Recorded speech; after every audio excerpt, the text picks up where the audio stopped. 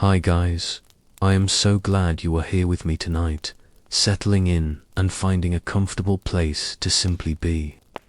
Tonight we are going to embark on a very quiet journey, a slow drift into a corner of a world that is usually associated with fire and storm, but which has suddenly, profoundly fallen silent.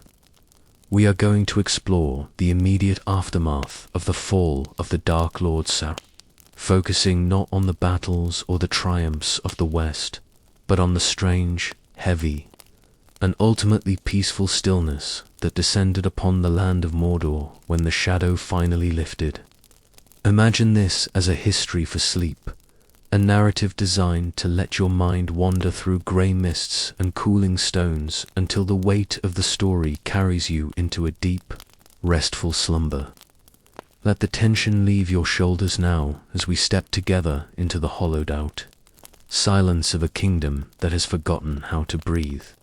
For 1,000 years, the land of Mordor was defined by a single, crushing will. It was a land where the air was never still, driven by the rhythmic thumping of great forges and the jagged heat of the mountain of fire.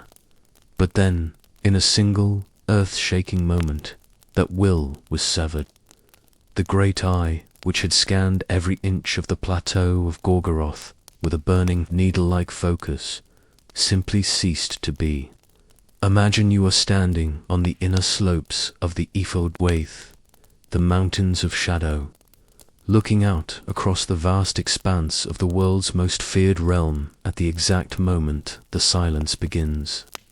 The first thing you notice is not a sound, but the absence of a pressure. For as long as anyone could remember, the very atmosphere of this place felt heavy, like the air before a thunderstorm that never breaks.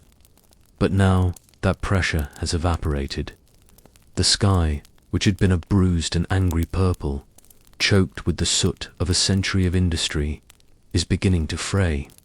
The clouds are not moving yet, but they have lost their cohesion.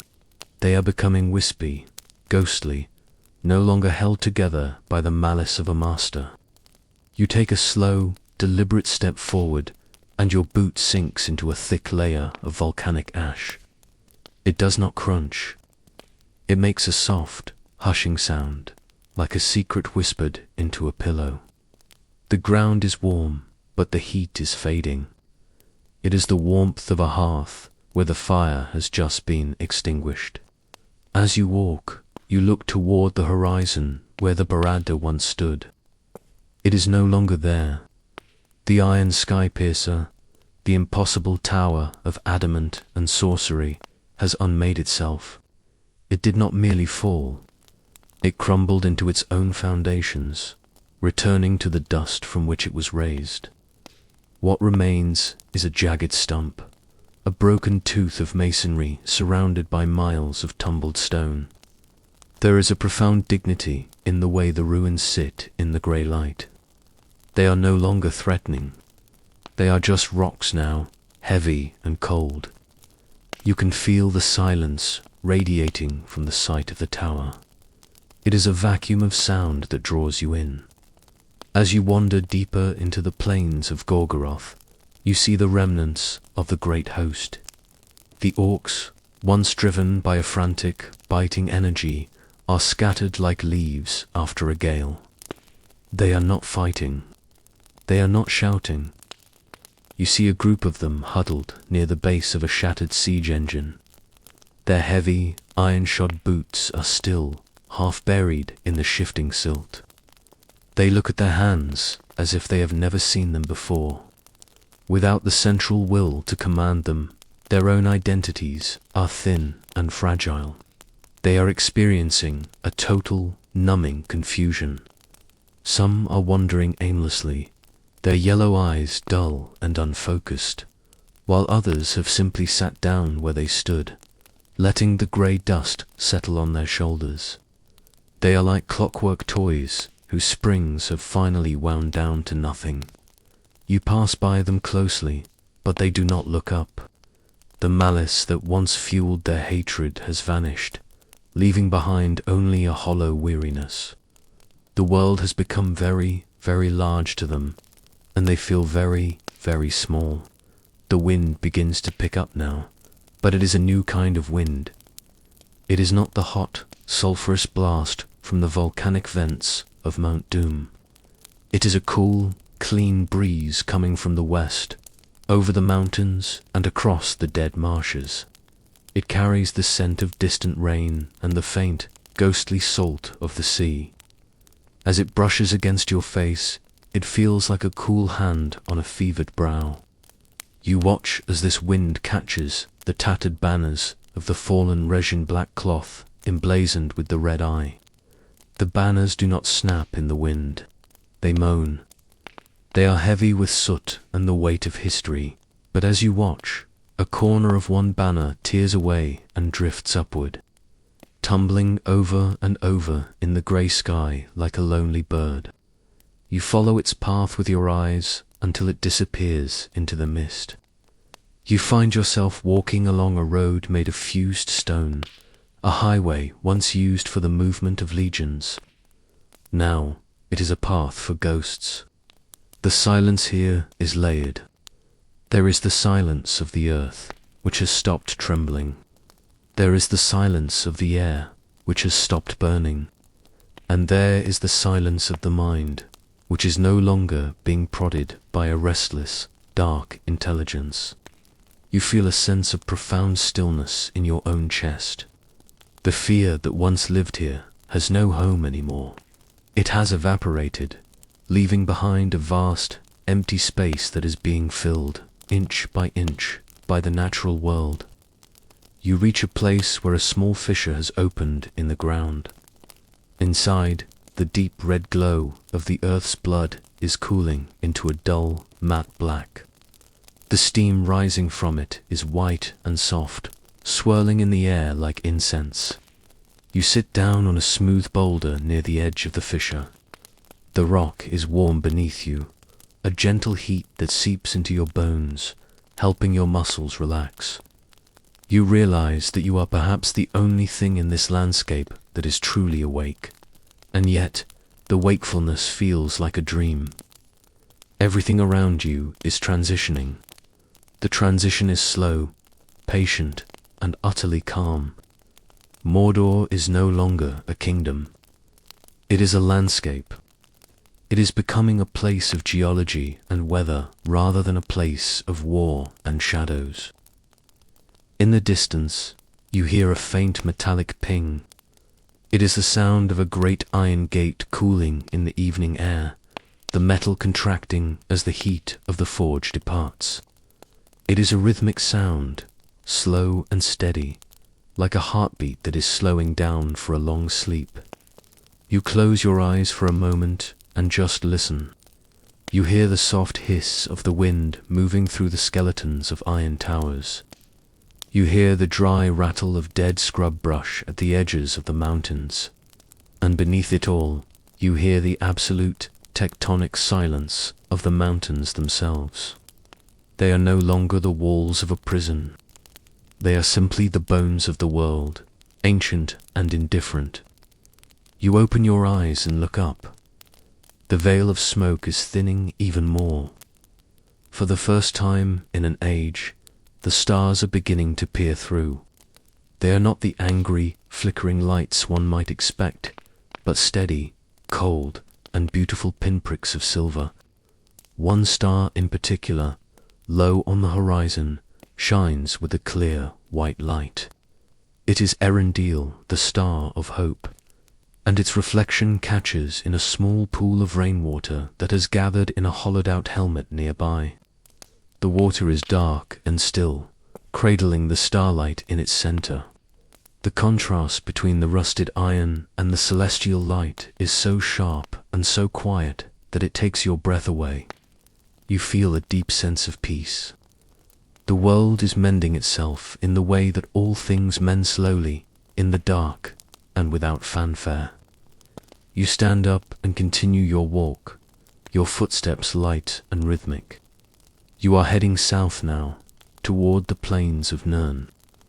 The geography of Mordor is changing in your mind. It is no longer a map of fortresses, but a map of possibilities.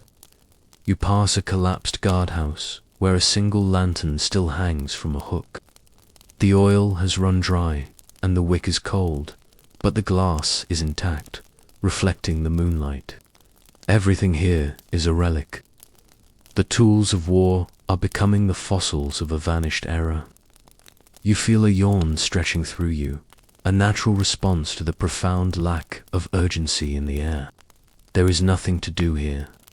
There is no one to fight, no one to hide from, and no one to serve. There is only the long, grey evening. The orcs you saw earlier have mostly curled up into small balls of shadow against the rocks.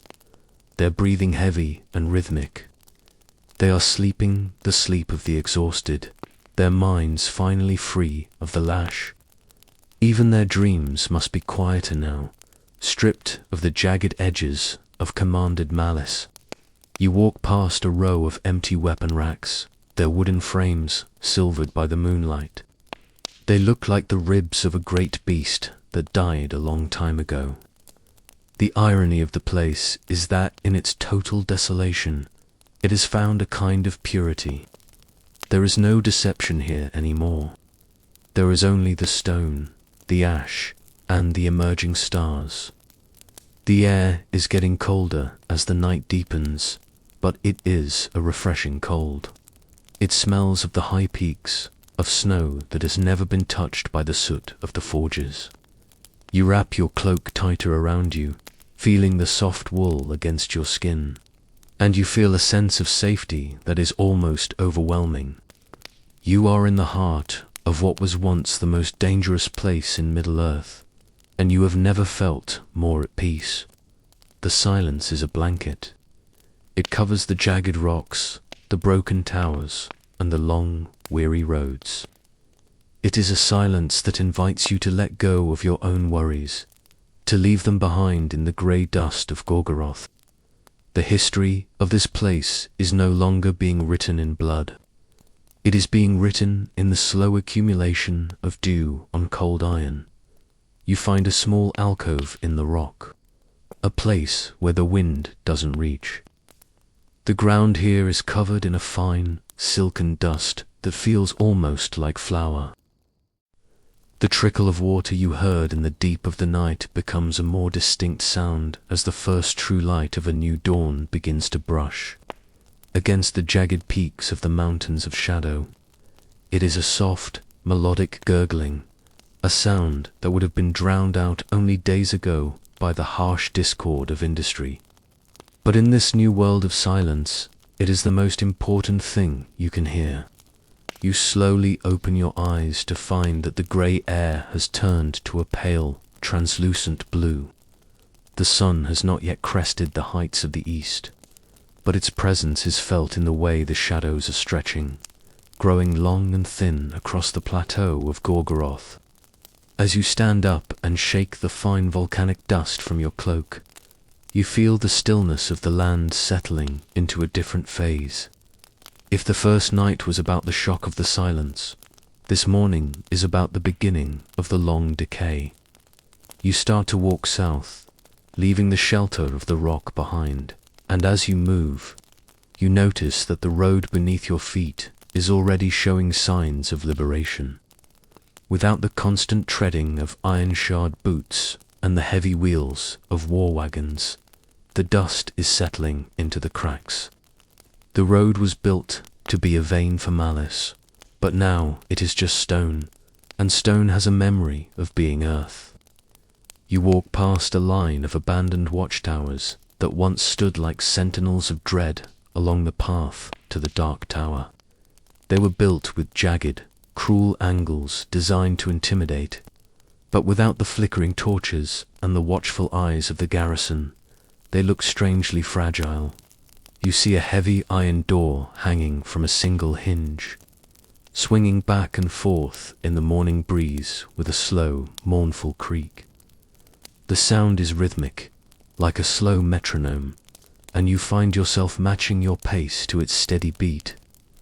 As you look through the doorway into the darkness beyond, You see only the quiet accumulation of ash. The orcs who once manned these posts have long since fled into the deeper shadows of the mountain, or have simply wandered away like lost cattle. There is no one left to bar the way.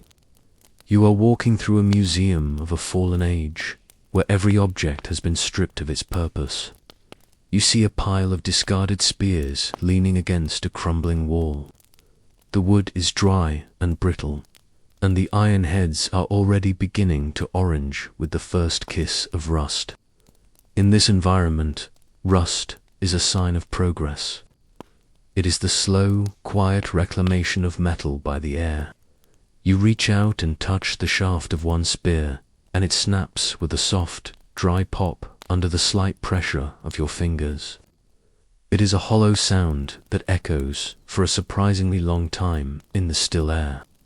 As you continue your journey, the landscape begins to reveal the sheer scale of the abandonment. You pass by vast camps that once housed thousands of soldiers. The tents, made of dark, heavy hide, have collapsed under their own weight, or have been shredded by the winds that now blow freely across the plain. They look like the wings of giant grounded bats. There is a strange, melancholy beauty in this ruin. You see a cooking pit where the charcoal is cold and grey, and beside it a wooden bowl that has been overturned, half buried in the silt. There is no sign of struggle here, only a sudden, absolute departure. The inhabitants did not leave because they were defeated in this spot. They left because the reason for their existence had vanished. You walk through the center of the camp, and the silence is so profound that you can hear the rustle of your own clothes. You find yourself walking softer, not out of fear, but out of a strange kind of respect for the quiet. Occasionally you see movement on the periphery of your vision. A lone orc, smaller than the warriors of the front lines, is crouching by a pile of rubble. He is not looking for a weapon or a victim. He is turning over stones, looking for grubs or small insects. When he sees you, he does not snarl or reach for a blade. He simply watches you with wide, weary eyes, his long ears twitching. There is a profound loneliness in his expression, the look of a creature that has been part of a collective hive mind for its entire life and is now suddenly, terrifyingly, an individual. He watches you pass with a kind of dull curiosity before returning to his search for food. The hatred that once defined him has been replaced by the simple, primal urge to survive. You realize that the orcs, too, are victims of the shadow in their own way, twisted into tools and then discarded when the hand that held them was cut away. You feel a flicker of a new emotion, not quite pity, but a recognition of a shared existence in a world that is suddenly empty. The further south you go, the more the geography begins to soften. The jagged volcanic ridges of the north give way to rolling dunes of ash that look, under the morning light, like a sea of frozen grey waves. The wind plays with the crests of these dunes, lifting fine plumes of dust that dance in the air like ghostly veils. You find yourself walking along the edge of a dry riverbed, a channel that once carried the runoff from the mountains but has been parched for centuries. You notice that the bottom of the channel is damp. The trickle you heard earlier is part of a larger movement. The internal heat of the earth is receding, and the ice and snow on the high peaks of the mountains are beginning to melt without being instantly turned to steam. You watch as a tiny ribbon of water, no wider than your hand, clears a path through the grey silt. It moves with a purposeful, liquid grace, wrapping around pebbles and carving miniature canyons in the ash. Where the water touches the dust, the color changes from a dead grey to a rich, dark charcoal. It is the first sign of color returning to the world. You sit down by the edge of this new stream and watch it for a long time. The sound of it is like a soft, continuous shush, a reminder that the earth knows how to heal itself if left alone. You reach down and dip your fingers into the water. It is bitingly cold, a shock to the senses that feels wonderful. It tastes of minerals and ancient stone, but it is pure. As you sit there, you notice a small, green speck near the water's edge. You lean in closer, your heart beating a little faster. It is a single blade of grass, or perhaps a hardy weed, that has somehow found its way here, carried on the wind from the outer lands or lying dormant in the parched earth for 1,000 years, waiting for this exact moment. It is a vivid, electric green against the monochrome landscape. It is small and fragile, but it feels like a monument. It is the first inhabitant of the new Mordor, a pioneer in a land that was once declared dead. You feel a sense of immense privilege to be the one to see it. You stay there for a long time, just watching that single blade of grass tremble in the breeze. The world is not just decaying, it is being reborn, one cell at a time. You stand up, feeling lighter, and continue your trek toward the Sea of None. The structures you pass now are older, remnants of the fortifications built during the earlier years of the Dark Lord's reign. They are made of a different stone, a heavy basalt that is cracking under the stress of the changing temperature. As the day warms up, you hear the sharp, sudden cracks of stone splitting sound like distant thunder. It is the sound of the architecture of oppression failing. The mountains themselves seem to be shifting, settling into new positions now that the unnatural pressure of the dark will has been removed. The landscape is breathing. You come across a massive iron bridge that spans a deep ravine. The bridge was a marvel of dark engineering, but now its cables are sagging, and the wooden planks that formed the walkway have rotted away in the sulphurous air. Instead of crossing it, you walk down into the ravine, following the path of the emerging water. The walls of the ravine are streaked with minerals reds, yellows, and deep blues that were hidden behind layers of soot for generations.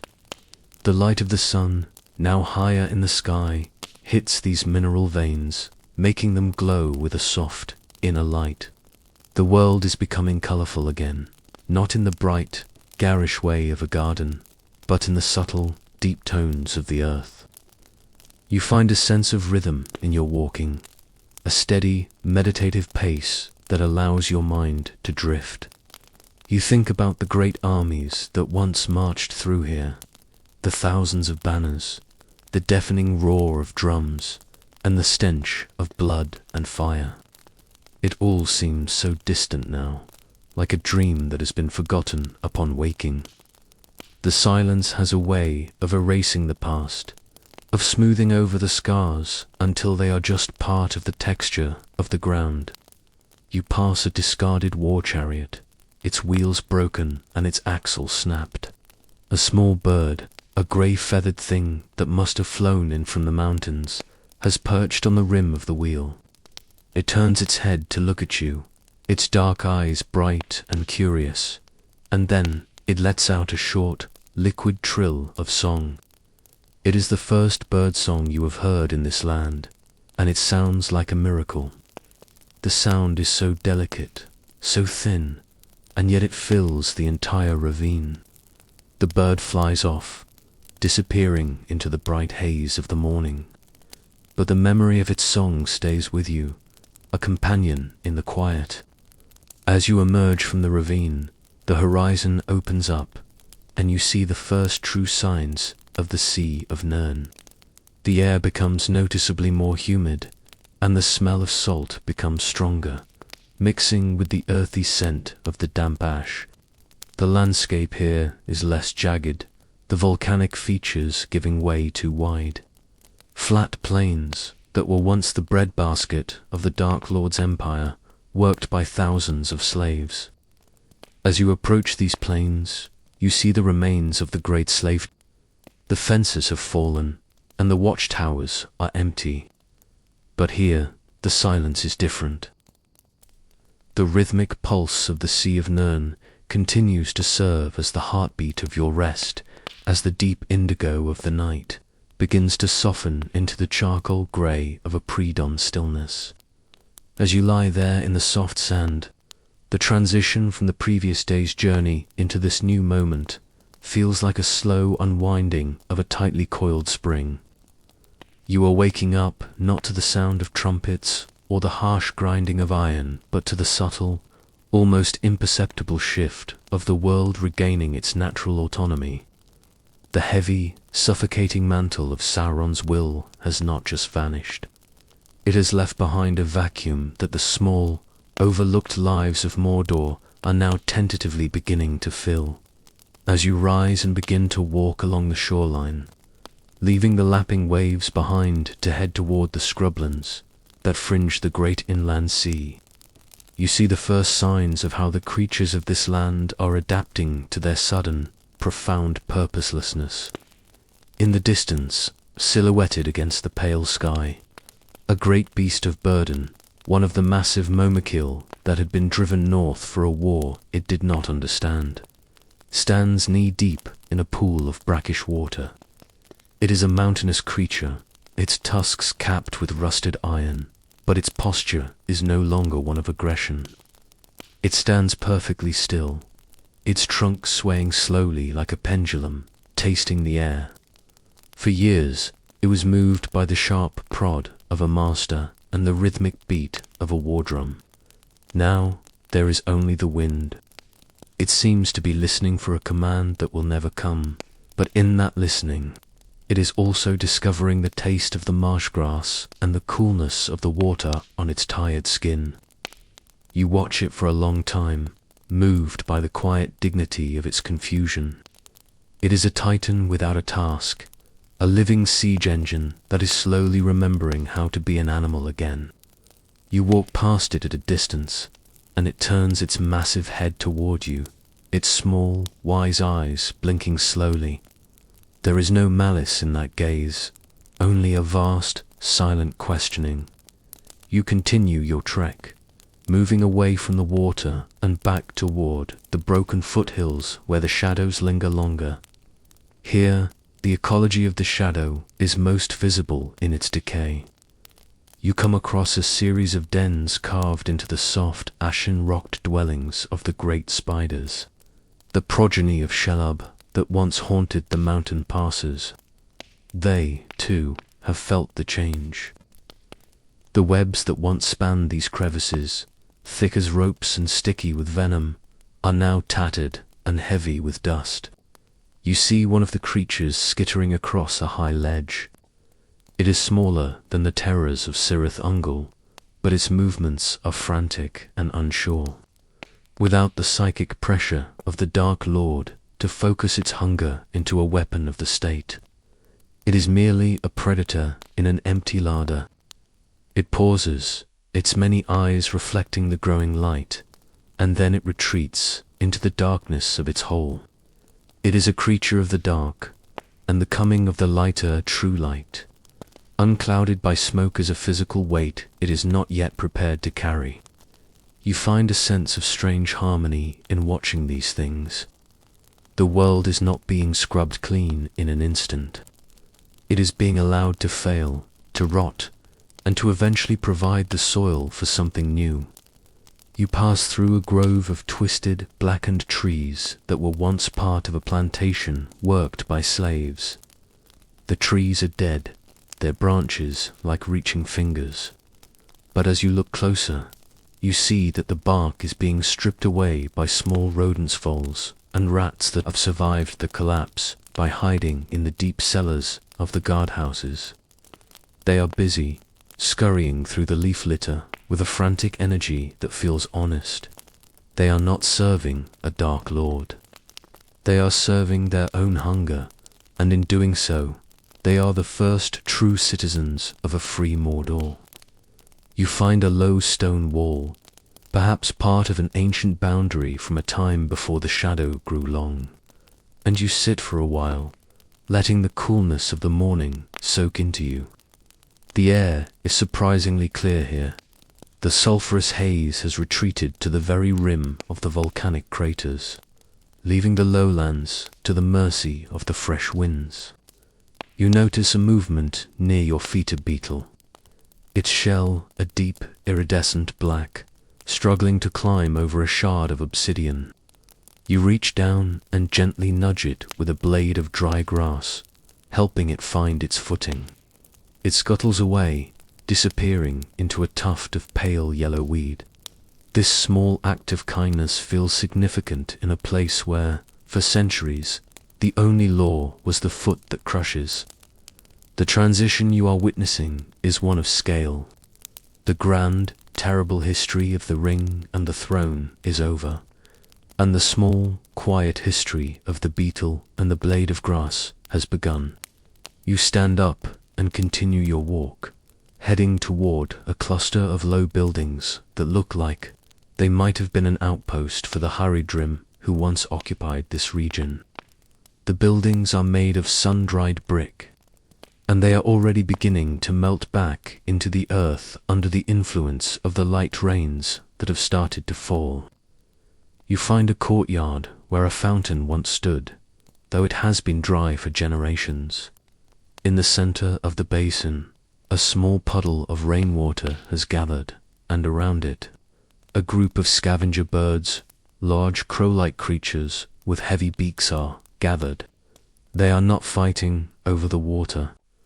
They are standing in a circle, their heads cocked to one side, watching the sky.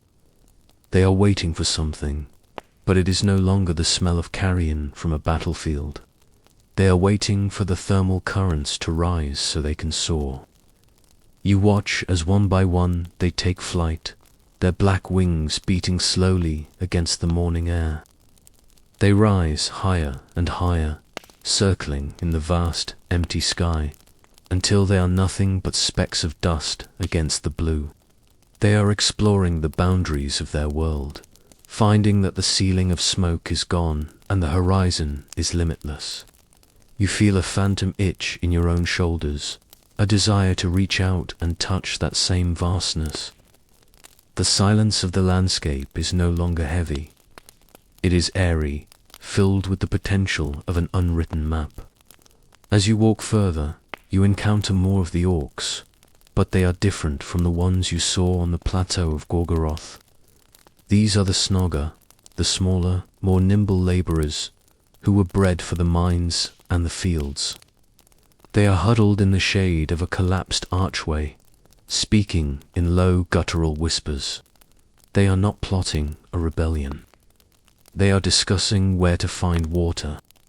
When they see you, they don't reach for their jagged knives. Instead, they simply move further into the shadows, their movements fluid and fearful. They are learning the lessons of the wild, that to stay alive, one must be quiet and small.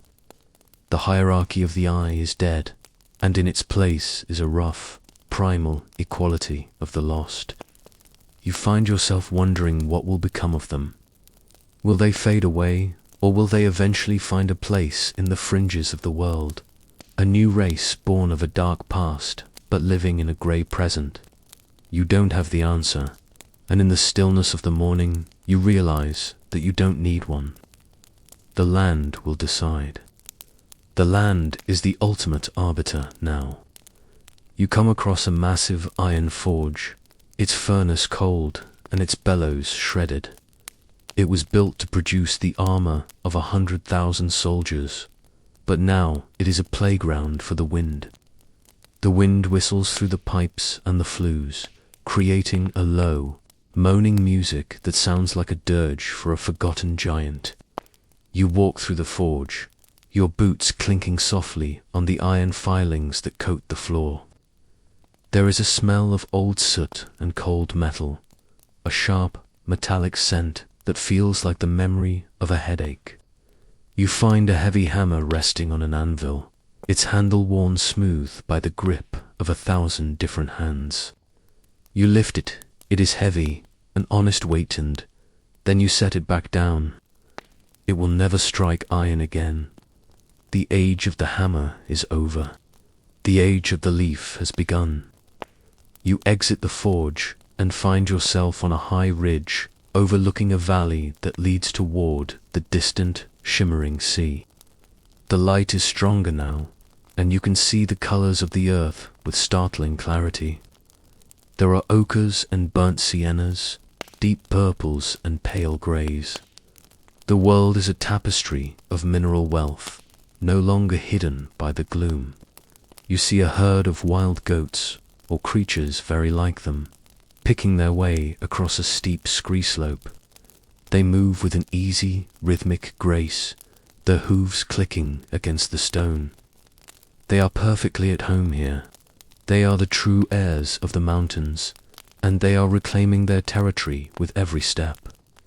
You feel a sense of profound relaxation as you watch them.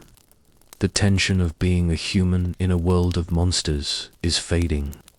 You are just another living thing in a world of living things. The scale of your own life feels manageable again. You find a spot to sit on the ridge, letting your legs dangle over the edge. The sun is warm on your face, and the breeze is cool. You close your eyes and let the sounds of the valley rise up to meet you. There is the distant bleating of the goats, the rustle of the wind in the dry grass, and the occasional sharp crack of a stone settling in the heat. It is a symphony of the mundane, and it is the most beautiful music you have ever heard.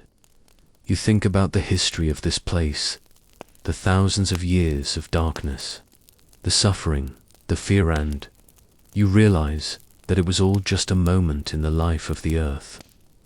The earth is old, and it has a long memory, but it also has an infinite capacity for renewal.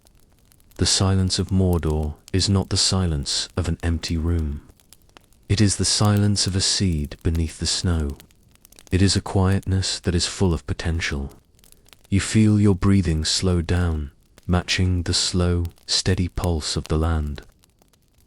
As the first tremors of a second true dawn, by the Sea of Nirn begin to paint the eastern peaks of the Ash Mountains in hues of pale shell pink and bruised gold.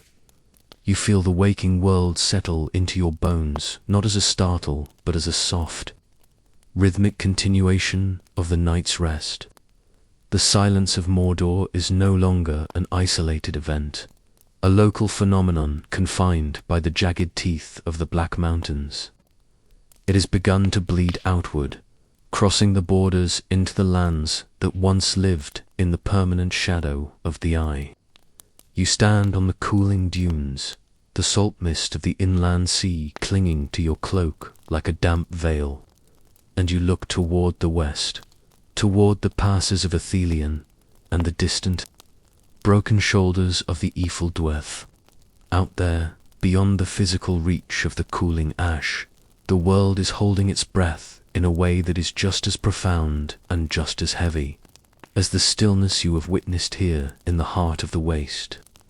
Imagine for a moment the perspective of a woodsman in the high vales of Ithilien, or a scout perched on the edge of the Emyn Muil, looking eastward.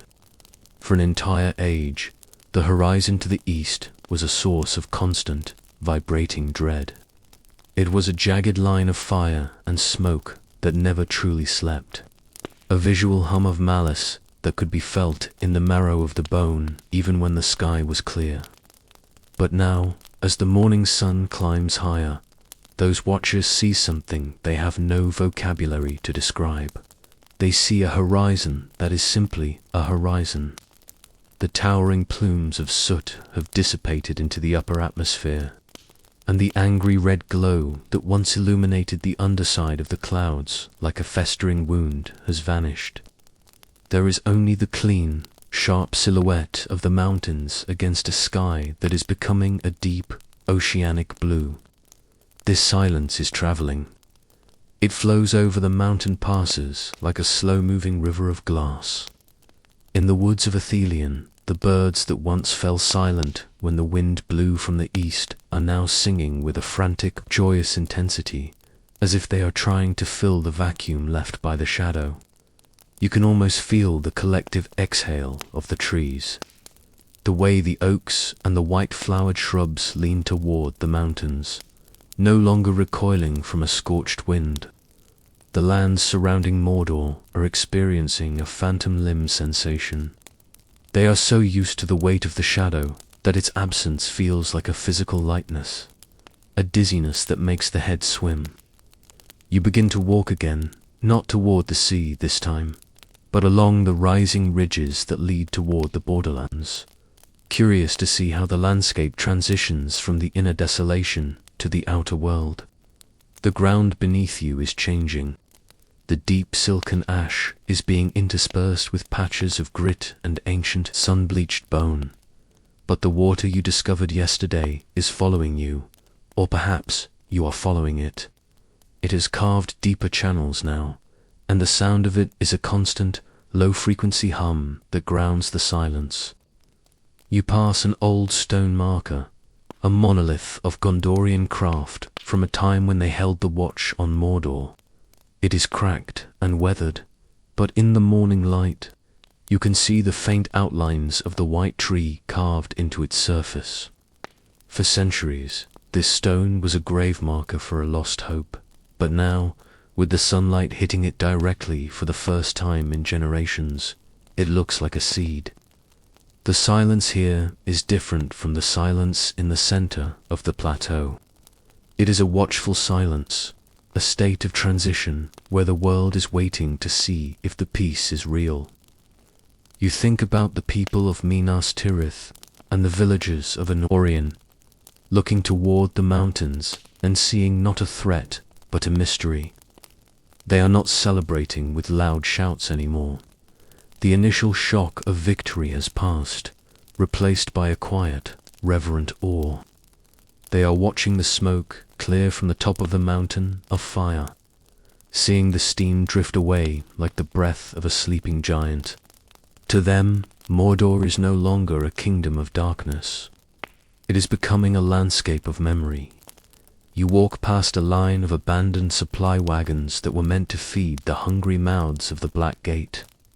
They are overturned, their contents scattered bits of grain that have already started to ferment in the damp air, creating a sweet, heavy smell that attracts swarms of tiny, golden-eyed flies.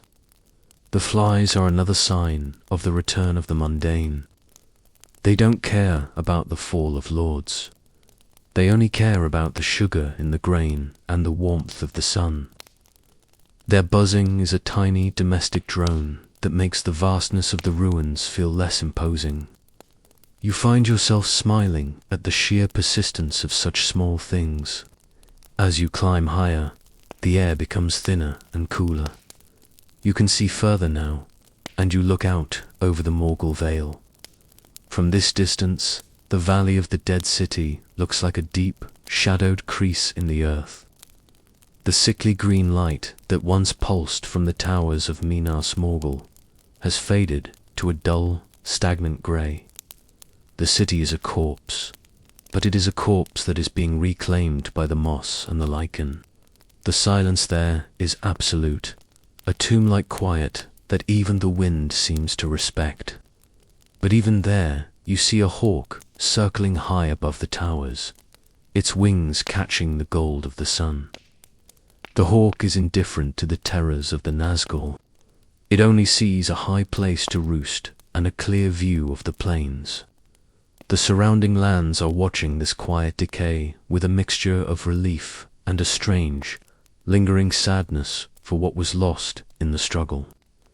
You sit on a ledge of black basalt and look toward the north. Far away, beyond the brown lands and the marshes, the world is wide and green.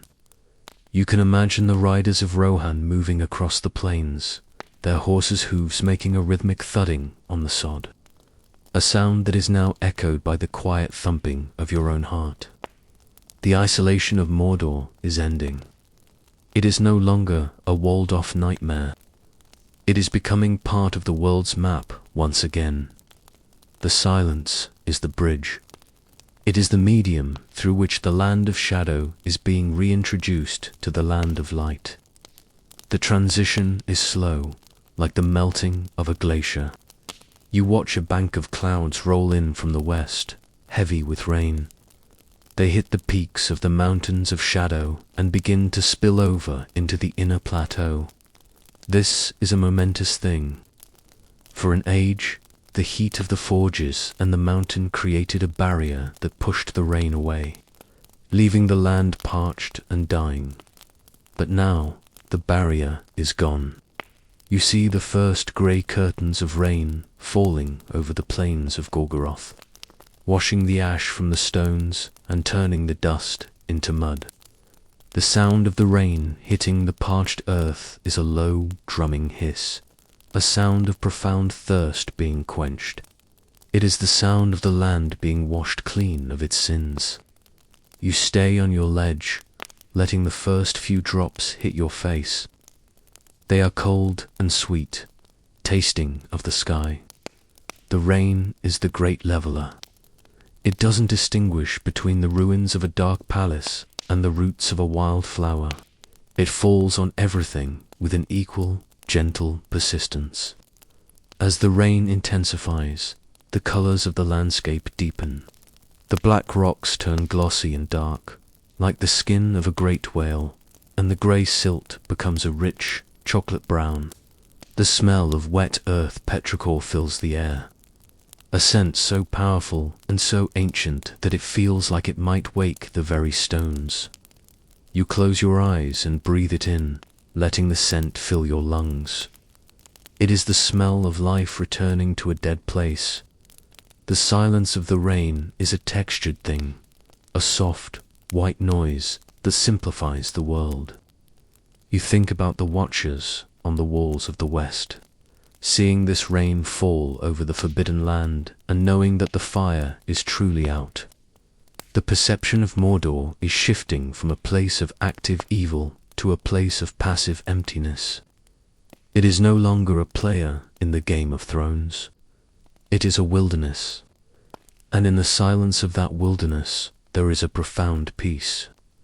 You begin to walk back down from the ridge, your boots splashing softly in the growing puddles. The water is everywhere now, running in rivulets over the stone, carrying the ash of the old world down toward the sea of Nirn. The sea will receive it all, burying the soot beneath the waves and turning the waste into silt. The transition is not just a change in the weather, it is a change in the soul of the place. You pass a group of orcs huddling under a rocky overhang to escape the rain. They are wet and shivering, their coarse hair matted against their skulls. They look at the falling water with a kind of bewildered awe, as if they have never seen anything so persistent and so gentle. They are not used to things that fall from the sky without the intent to kill. One of them reaches out a hand to catch the drops, his long fingers trembling. It is a moment of pure, unadulterated wonder. The rain is teaching them that the world can be something other than a battlefield. You leave them to their discovery and continue your descent. The land is becoming a mirror, the water reflecting the grey sky and the dark mountains. The silence is now a liquid thing, a soft splashing and dripping that follows you wherever you go. You find a small cave, just deep enough to keep you dry, and you settle in to watch the rain. The view from the cave is a study in shades of grey and blue. The mountain of fire is partially obscured by the mist, its jagged peak looking like a ghost in the rain. You feel a deep sense of connection to the world at this moment. You are not an intruder here. You are a part of the landscape, a quiet observer of its slow, patient mending. The rain that began as a soft curtain over the Morgul Vale continues to fall with a rhythmic and patient persistence as you pull yourself deeper into the dry recesses of your cave, watching the world outside turn into a blurred tapestry of silver and charcoal. The sound is a heavy, comforting drone, a thick atmosphere of water that seems to dissolve the last sharp edges of the Iron Age that once gripped this land. As you drift in that half-awake state where the boundaries of the self begin to soften, you find your mind wandering back toward the interior of Mordor, away from the softening shores of Nirn and toward the skeletal remains of the great fortifications that once lined the inner rim of the mountains. Imagine your spirit drifting like the mist, silent and weightless, moving through the high passes and descending into the hollowed-out shells of the fortresses that were once the terror of the world. You find yourself at the gates of Durthang, an ancient stronghold of the north. The massive iron doors, which once groaned on their hinges to let legions pass, are now standing wide, cast open by the final frantic exit of a garrison that knew its master was gone. The metal is cold, slick with the fine mountain mist, and as you pass through the threshold, the air changes. Inside, the silence is thick, old, and layered with the scent of cold stone and extinguished torches. There is no sound of clicking boot heels, or the harsh rasp of Orcish speech. There is only the slow, rhythmic dripping of water from a high vaulted ceiling, hitting a stone floor with a crystalline clarity. You walk through the great hall, where the long stone tables are still littered with the remnants of a final, interrupted meal wooden trenchers, rusted cups, and the bones of some nameless beast. It is a frozen moment of history, a snapshot of a panic that has long since subsided into a profound emptiness. The shadows here are not malicious. They are merely the absence of light. You reach out and run your spectral hand over the surface of a basalt pillar, feeling the rough texture of the masonry. This place was built to endure for 1,000 years of war, but without a will to inhabit it. It is already beginning to feel like a natural cavern again. The dust is reclaiming the floors and in the corners. The soft white silk of common spiders, not the monsters of the high passes, but simple, harmless creatures of the darkest, beginning to shroud the iron sconces. You move deeper into the fortress, climbing a winding stair of narrow, sharp-edged stones. Each step feels like a transition further away from the world of the living and into the world of the mineral. At the top of the tower, you find a small chamber that was once an observation post. The narrow slits in the masonry, designed for archers, now serve only to frame the vast, rainy expanse of the plateau below. From here, you can see the way the landscape is surrendering to the weather. The roads that once cut straight lines across the waste are being blurred by the runoff of the rain, their sharp embankments crumbling into the gullies. The silence up here is absolute, save for the low whistle of the wind as it passes through the arrow slits. It is a flute-like sound, mournful but peaceful, a song played by the earth on the instruments of its former captors. You sit in the center of the cold stone floor, letting the stillness of the tower seep into your being. There is no hurry here. There is no clock ticking, no drum beating, no eye watching. There is only the slow, patient accumulation of time.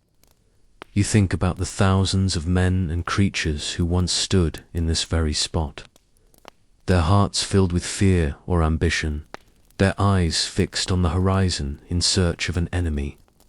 All that energy, all that heat, has vanished, leaving behind only the cold stone and the grey light. The fortress is an empty shell, a hollow bone on the mountainside. You move on, drifting south across the plateau, toward the ruins of the lesser towers that guarded the road to the Isenmouth. These are smaller structures, squat and functional, built of black brick and reinforced with iron bands. Many have collapsed, their upper stories tumbled into the courtyards, creating mounds of rubble that are already being explored by the hardiest of the mountain weeds. You see a patch of pale lichen growing on a discarded shield. Its intricate, branching patterns spreading across the rusted metal like a slow-motion fire. The lichen doesn't care about the heraldry of the shadow. It only cares about the mineral richness of the iron and the moisture in the air. It is a quiet, beautiful conquest. You find a staircase that leads down into the subterranean levels of one of these outposts. Here, the air is even stiller, heavy with the smell of the deep earth. You pass by the armories, where rows of jagged blades and heavy maces hang on racks, their edges dulling with every passing hour. There is a profound sense of obsolescence in these rooms. The weapons look like the teeth of a fossilized creature, relics of a biology that has become extinct. You move through the sleeping quarters, where the simple stone pallets are covered in a layer of fine, grey soot. There is no life here, yet it doesn't feel like a tomb. It feels like a room where everyone has simply stepped out for a moment and decided never to return. The silence is not oppressive. It is a clean slate. You emerge from the underground and find yourself in a courtyard where a single tree is stunted. Blackened thing that shouldn't have survived is stubbornly clinging to life in a crack in the pavement. Its branches are bare, but as you look closely, you see tiny, tight buds at the tips of the twigs. The tree is waiting for the rain to stop and the sun to return so it can try one more time to be green. It is a small, quiet act of rebellion against the history of the place. The fortress is not just a ruin. It is a nursery for a new kind of wilderness. As you continue your journey through the interior, you come across the great supply depots near the base of the mountains of ash. These are vast, vaulted warehouses that once held the grain from the south and the iron from the east. The roofs have partially caved in, allowing the rain to pour into the interior in great, shimmering sheets. The water is pooling on the floor, creating a mirror that reflects the broken beams and the grey sky above. The sound of the rain inside the warehouse is magnified, a deep, resonant drumming that vibrates in your chest. You walk across the water, your spirit feet creating tiny, silent ripples that spread out until they hit the walls. The reflection of the clouds moves across the surface of the floor, giving the impression that the building is floating in the sky. There is a sense of weightlessness here, a feeling that the heavy stone is no longer tied to the earth by the chains of the Dark Lord's will. It is becoming light, becoming air. You find a seat on a stack of rotting crates and watch the rain fall through the holes in the roof. Each drop is a tiny, crystalline spear that shatters on impact, contributing to the growing lake on the floor. You think about the concept of a fortress, a place designed to keep the world out, and you see how the world is now effortlessly moving back in. The rain, the wind, the lighten, and the light are the new inhabitants, and they are moving in with a gentle, irresistible force. The silence is the medium through which they communicate. You move on toward the center of the plateau, where the ground is flatter and the wind is stronger. Here, the silence is horizontal, stretching out for leagues in every direction. You pass by the remains of the great work camps, where the earth was once scarred by deep trenches and massive mounds of slag. The rain is filling the trenches, turning them into long, winding canals that reflect the sky. The slag heaps are being smoothed over by the wind, their sharp edges rounded until they look like natural hills. The landscape is being terraformed by the elements, the memory of industry being buried beneath the slow accumulation of the natural. You see a group of wandering beasts, not the great Makil, but smaller, scruffy mountain goats that have ventured down from the heights. They are picking their way through the ruins of a blacksmith's shop, their hooves making a sharp, rhythmic clicking on the stone. They find a patch of moss growing on the lee side of a forge and begin to graze, their movements slow and methodical. They are the new masters of the plateau, and they carry out their duties with a quiet, unhurried grace. You feel a deep sense of peace watching them. The world is returning to its proper scale. You are no longer in a land of legends and high drama. You are in a land of goats and moss and rain. The transition is complete. You move toward the eastern gate of the plateau, where the mountains of ash meet the desert. The gate is a massive structure of iron and stone, but it is standing open. The mechanism that once controlled it rusted into a permanent, silent welcome. The desert wind is blowing through the gateway, carrying with it the fine, golden sand of the east. The sand is drifting across the floor of the gatehouse, covering the black stone with a soft, warm blanket. The two landscapes, the ashen waste of Mordor and the golden desert of the east, are beginning to bleed into one another. The border is vanishing. You sit in the shadow of the great gate and look out at the desert. The sun is beginning to break through the clouds in the far distance, creating a line of brilliant gold on the horizon. The rain is still falling where you are, but you can see the end of it. The silence here is filled with the promise of the sun. You think about the vastness of the world beyond these mountains, the thousands of miles of plains and forests and seas that have all been touched by the same great change. The mist that followed the rains eventually lifts, and as you step out from the shelter of your cave, you realize that the world is no longer measuring itself in the frantic heartbeats of a dying age, but in the long, slow breaths of the seasons. The passage of time in Mordor has become a quiet, almost invisible force, a steady hand that is smoothing over the jagged remains of the past with the patient indifference of the elements. Weeks turn into months, and months begin to stretch into the first full year of the silence. And as you wander back toward the interior, you see how the landscape is surrendering its identity as a fortress to become, once again, a part of the living earth. The first thing you notice is the color of the ground. The uniform, oppressive gray of the volcanic ash is being broken by 1,000 different shades of life. Where the rainwater pooled in the deep trenches of the plateau, a fine layer of silt has settled, and from that silt, the first true meadows of Mordor are beginning to emerge.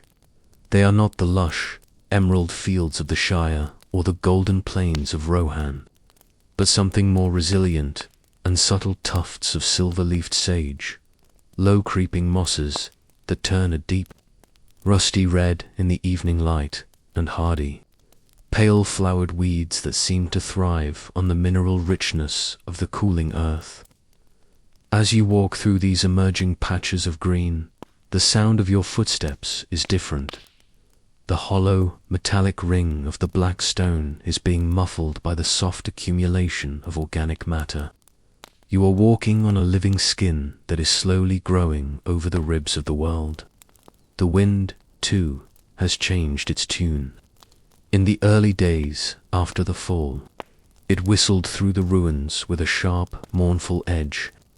But now that the jagged shards of the towers have been rounded by the wind and the rain, the sound is deeper, more resonant, like a low woodwind instrument played from a great distance. It carries the seeds of 1,000 different plants from the lands beyond the mountains, scattering them across the waste with a blind, hopeful generosity. You see where a cluster of thistles has taken root in the shadow of a fallen gatehouse, their purple crowns nodding in the breeze like the plumes of a forgotten vanguard. Nature is not reclaiming this land with a sudden, violent burst. It is doing so with a quiet, persistent infiltration. You follow the path of a dry wash that was once a road for the movement of heavy siege engines, and you see how the edges are crumbling, the straight lines of the Dark Lord's geometry being reclaimed by the meandering curves of the water's logic. Time is a solvent, dissolving the architecture of fear and turning it into the geography of peace. You find yourself approaching the base of the Ash Mountains, where the shadow used to be deepest, and you see that even here, the light has found a way to stay. The cliffs are no longer slick with the soot of the forges. The rains have washed them clean, revealing the intricate veins of quartz and iron that run through the rock like the nerves of a giant. The silence in the high passes is no longer the silence of an ambush.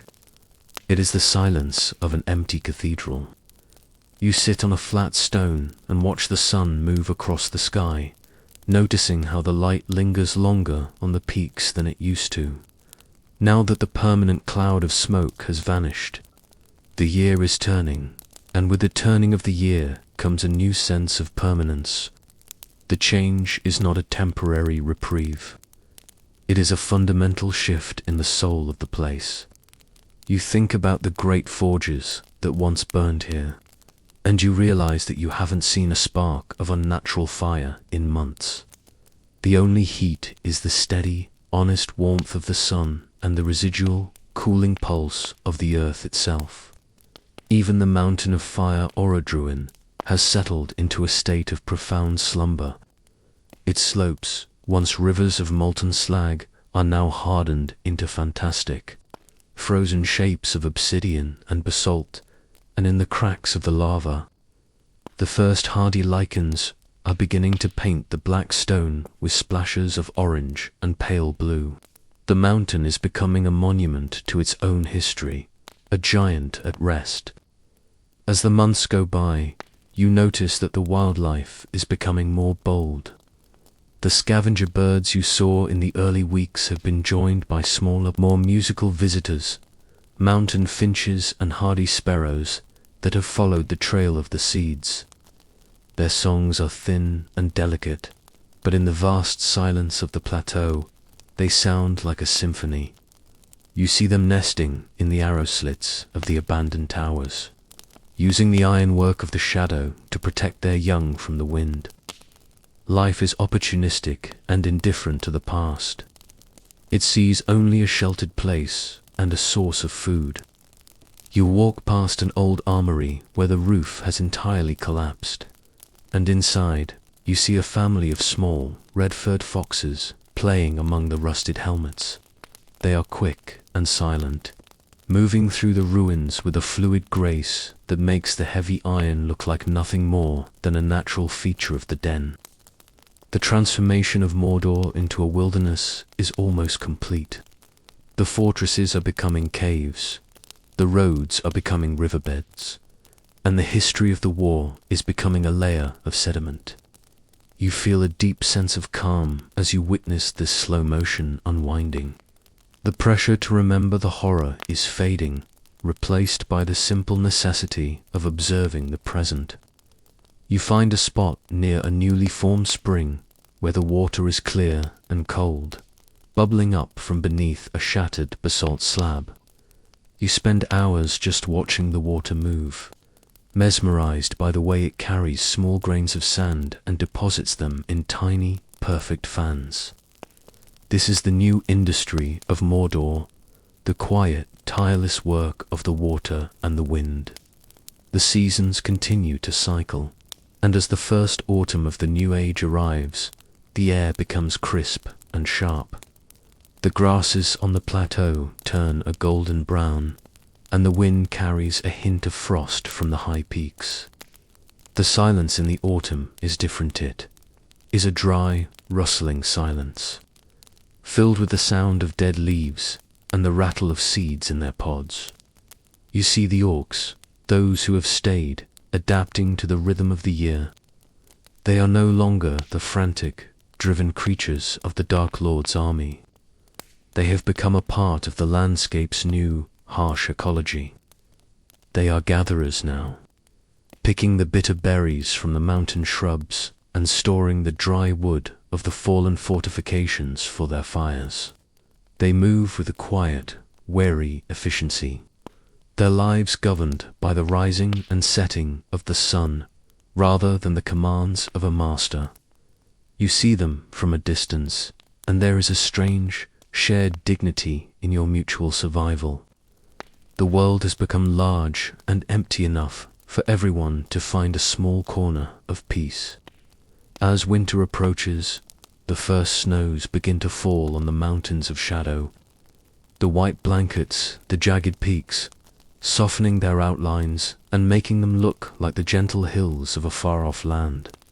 The snow drifts down into the valleys, covering the ruins and the ash, until the entire landscape is a pristine, silent white.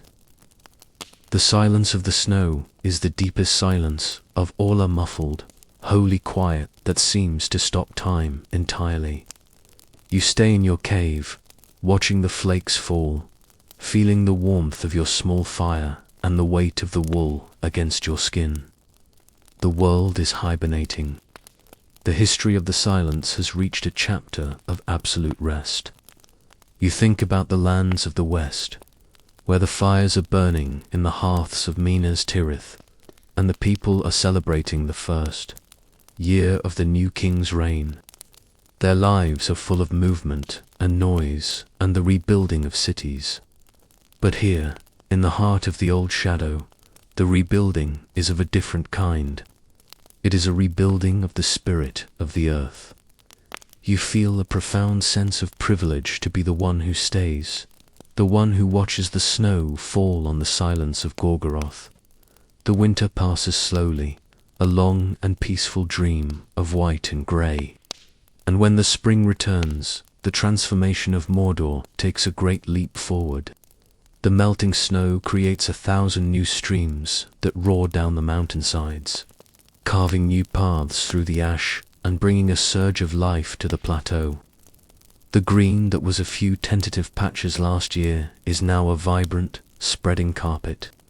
Flowers bloom in the most unlikely places, delicate, star-shaped blossoms of white and blue pushing up through the cracks of the black gates. The air is full of the scent of damp earth and new growth, a fragrance that is so powerful it feels like a physical presence. The insects have returned in force, their buzzing a constant, low-frequency hum that fills the valleys. You see the first butterflies of the new year, their wings bright splashes of orange and yellow against the dark stone. The world is no longer just surviving, it is flourishing. The silence is now a background for the many small sounds of life. You walk further south than you have ever gone, reaching the southern shores of the Sea of Nirn, where the climate is milder and the soil is deeper. Here, the reclamation is even more dramatic. The marshes have expanded, and the reed beds are thick and green, providing a home for hundreds of waterbirds. You see cranes and herons standing in the shallows, their long necks curved as they wait for the flash of a fish. The sea itself is a vibrant blue, its waves lapping gently against the shore. You find a place where a small forest of hardy, salt-tolerant trees is beginning to take root, their saplings bending in the sea breeze. This is not the Mordor of the stories. This is a new land, a wild and beautiful territory that is finding its own way in the world. You spend weeks on the southern shore, watching the tide and the birds, feeling the rhythm of the sea become your own. The sun continues its slow and majestic arc across a sky that has long forgotten the taste of sulphur and the weight of a manufactured gloom. And as you sit upon the cooling basalt of the Gorgoroth Plateau, you begin to perceive the world not through the grand lens of history but through the minute. Microscopic shiftings of a land that is learning how to be soft again. The silence that was once a terrifying void has matured into a delicate tapestry of small sounds and subtle movements that require a quiet mind to truly hear.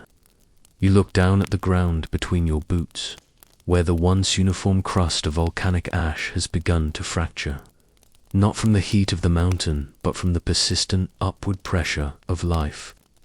In these tiny fissures, you see a fine, silver-green dust that is actually a colony of minute morses. their microscopic filaments anchoring themselves to the mineral-rich grit. They are the first architects of the new soil, slowly breaking down the jagged edges of the stone into something fertile and receptive. As you watch, a single drop of dew, caught in the cup of a moss frond, catches the morning light and sparkles like a diamond of the purest water. It is a tiny, transient miracle, a sign that the cycle of evaporation and condensation has reclaimed this territory from the dry grip of the forges. You reach out a finger to touch the moss, and it feels cool and surprisingly velvety, a living texture that is slowly replacing the harsh, abrasive reality of the old waste. Further along the ridge, you notice a subtle change in the way the wind interacts with the ruins of a collapsed guard tower. The sharp, whistling notes have been softened because a thick layer of pale lichen has begun to coat the ironwork, dampening the vibrations and turning the metal into a substrate for a slow, organic growth. This lichen is a pale, ghostly blue, almost the color of the sky at dusk, and it spreads in circular patterns that look like the maps of tiny, peaceful galaxies.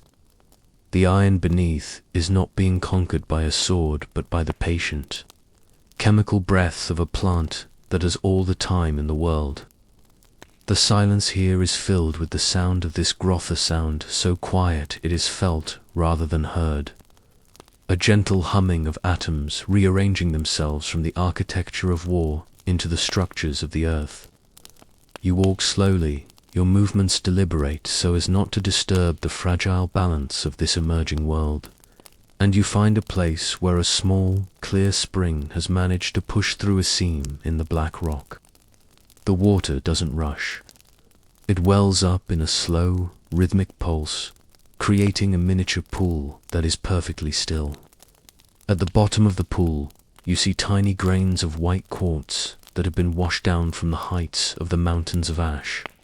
They settle in the center, forming a bright, luminous eye that looks back at the sun without malice.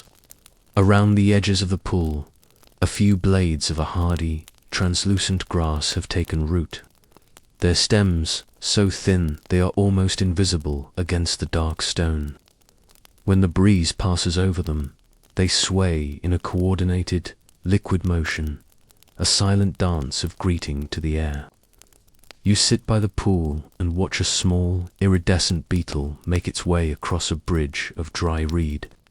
Its shell is a deep, metallic violet, and it moves with a cautious, mechanical grace, its antennae twitching as it tastes the humidity. It is a creature of immense purpose, yet its purpose is entirely its own, untethered to the whims of any dark lord. It reaches the other side and disappears into a shadow, leaving the reed to vibrate almost imperceptibly in its wake. This is the scale of the new Mordor, the journey of a beetle, the pulse of a spring, the sparkle of a dewdrop. As the afternoon deepens, the light turns a warm, honeyed gold, casting long, soft shadows that blur the distinction between the rubble of the towers and the natural outcrops of the rock. You realize that the land is beginning to forget the shape of its scars.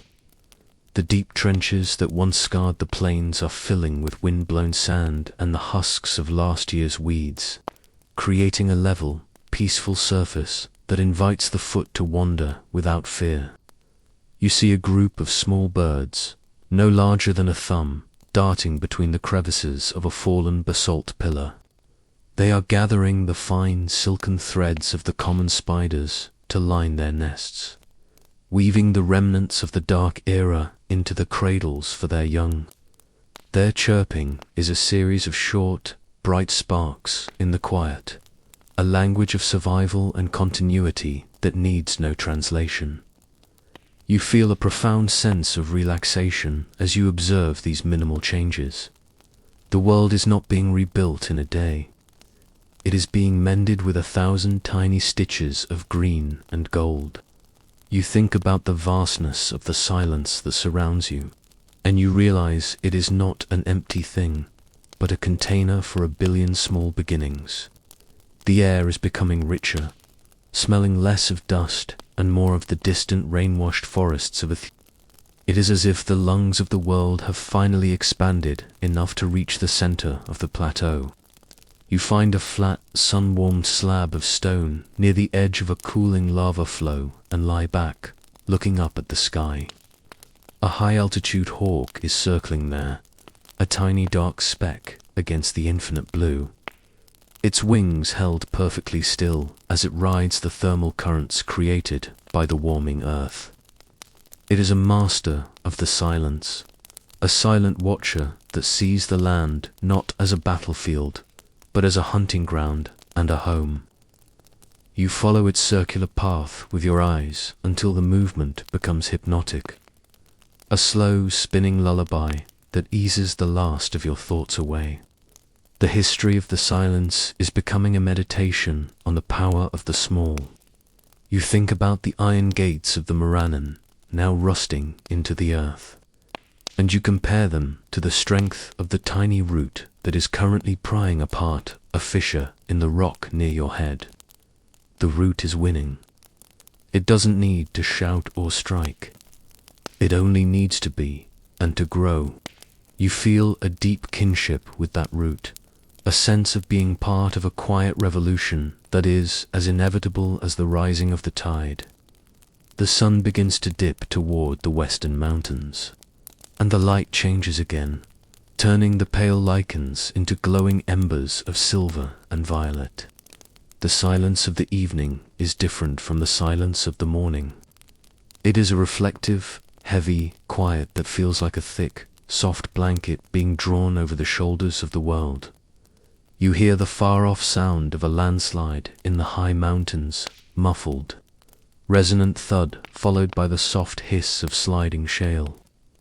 It is the sound of the earth settling into a more comfortable position, shedding the artificial weights of the past and returning to its natural gravity. You breathe in the cooling air, feeling the crispness of the high altitude and the softness of the emerging moisture.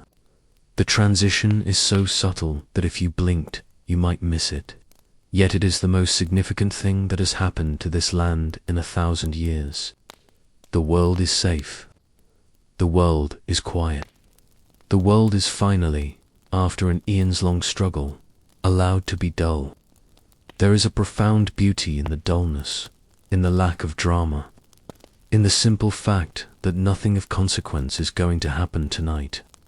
You turn on your side, watching a single, late-season butterfly flutter over the dark stones, its wings a pale, flickering yellow in the twilight.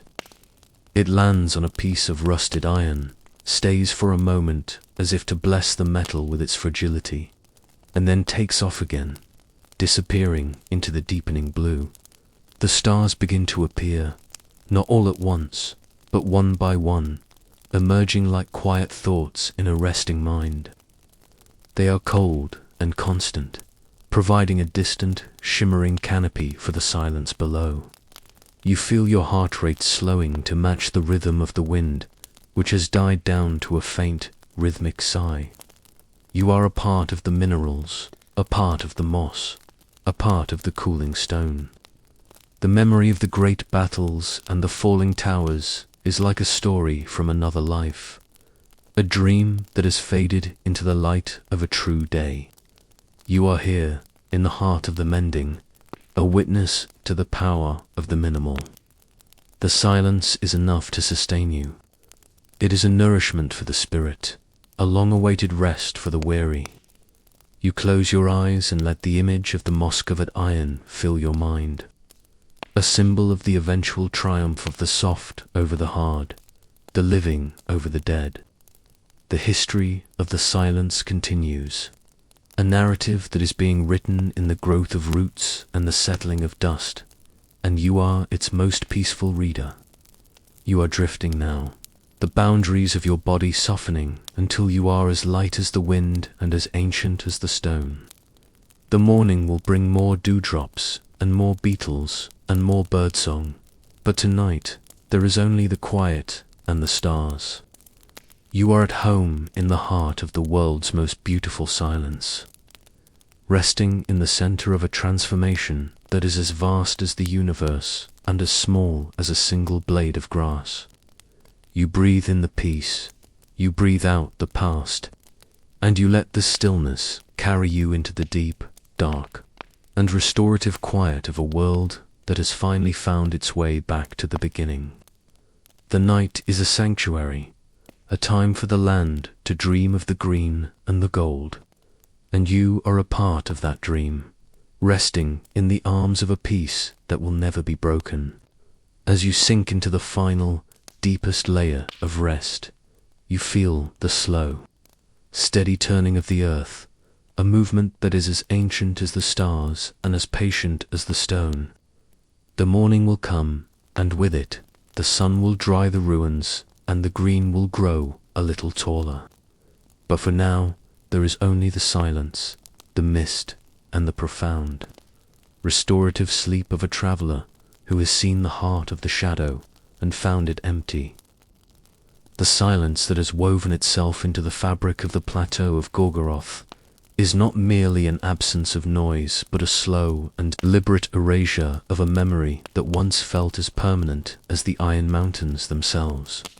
As you rest in the cool shadow of the evening, watching the stars regain their ancient positions over the jagged skyline, you begin to perceive the fading of Sauron's presence not as a sudden departure, but as a long, slow sigh that is finally reaching its end. For an entire age, the Dark Lord was not just a ruler, he was the very atmosphere of this land, a psychic pressure that dictated the shape of every shadow and the direction of every wind. But now, that pressure is dissolving into the void, leaving behind only the inert matter of the world. Imagine a heavy, bitter perfume that has permeated a room for a lifetime. Even when the bottle is broken and the room is aired, a faint, ghostly trace remains in the wood and the stone. That is what you are witnessing, now the final, phantom traces of a malice that no longer has a heart to pump it through the veins of the earth. You walk toward a low ridge where the foundation of an old watchtower sits like a broken tooth against the sky, and you notice how the very air seems to be forgetting the weight it once carried. The fear that used to live in the back of your throat when you looked toward the north has been replaced by a neutral, airy emptiness. You sit on a fallen beam of blackened wood, which once might have been part of a great engine of war, and you realize that the wood is just wood now. It has lost its intent. It is no longer a weapon. It is simply decaying carbon, returning to the cycle of the seasons. This fading is a beautiful slow-motion event. You look toward the site of the Barad-dûr, and where once the mind would recoil from the sheer spiritual density of the tower, there is now only a visual gap, a peaceful hole in the horizon. The memory of the eye is becoming like a dream you had many years ago, vivid at first, then fragmentary, and finally just a vague sense of unease that vanishes when the morning sun hits your face. You reach down and pick up a small shard of obsidian, a sharp, glass-like fragment of the mountain's anger. In the old days, such a stone would have felt cold with a malevolent chill. But now, as you hold it in your palm, it is warmed by the sun. It is just a rock. Its history has been stripped away by the silence, leaving only its mineral reality. This process of forgetting is happening to the land itself. The stones of the Black Gate, once imbued with spells of endurance and dread, are now subject to the simple laws of gravity and erosion. You see where the frost has cracked the basalt, and where the rain has washed away the soot, revealing the natural grey of the stone beneath. The land is shedding its identity as a kingdom of shadow and returning to its status as a province of the earth. You feel a profound sense of relief in this shedding. It is as if the earth is taking a long, hot bath, washing away the grime of 1,000 years of industry and hate. The silence is the water, and the time is the soap. You watch a small cloud of dust kick up in the distance, perhaps a localized wind or a small rock slide, and it doesn't look like a herald of an army. It looks like a natural movement of the desert. The memory of the legions is being buried under the accumulation of the mundane. You think about the orcs and the slaves and the creatures that served the eye, and you realize that they too are forgetting. Their minds were once like mirrors reflecting a single dark sun, but now that the sun has gone out, they are reflecting the stars and the moon and the grey mists of the morning. Their thoughts are becoming local, concerned with the immediate needs of hunger and rest and the warmth of a fire. The grand, terrible narrative of the ring has been replaced by the small, quiet narrative of survival. You feel your own mind following this pattern, the complex histories and the names of kings receding into the background, leaving only the sensation of the wind on your skin and the rhythmic sound of your own breathing. The silence is a teacher, and its lesson is that nothing, not even the greatest darkness, is as permanent as the silence that follows it. You wander down from the ridge and find a small hollow where the sand has collected in a soft, silver pool. You sit there, letting your fingers sift through the grains, and you think about how many of these grains were once part of the great fortifications. The iron and the stone and the bone are all being ground down into the same neutral dust. The memory of the shadow is being diluted by the vastness of the world. You look up at the mountain of fire, and you see that its silhouette is softening. The jagged edges are being blurred by the evening haze, making it look like any other mountain in any other land. It is no longer the forge of fate. It is just a dormant volcano, a sleeping giant that has forgotten its purpose. The silence that surrounds it is a gesture of respect, not for the master who used it, but for the earth that produced it. You feel a deep sense of stillness in your chest, a quietude that matches the landscape. The fading of Sauron is not an event you watch. It is an event you inhabit. It is the sensation of the world becoming light again. As the twilight deepens into night, you see the first faint shimmer of the aurora over the northern mountains are soft, pulsing curtain of green and violet light that dances in the high atmosphere. In the past, such a light might have been seen as a portent of doom or a sign of sorcery. But now it is just the light of the stars playing with the air. It is beautiful and meaningless, and its meaninglessness is its greatest gift. You lie back in the sand, watching the light pulse and fade, and you feel the last fragments of the old world's tension leaving your body. You are safe. You are alone in a way that is not lonely but sovereign. You are the master of your own quiet corner of the waste. The memory of the eye is gone. There is only the sky.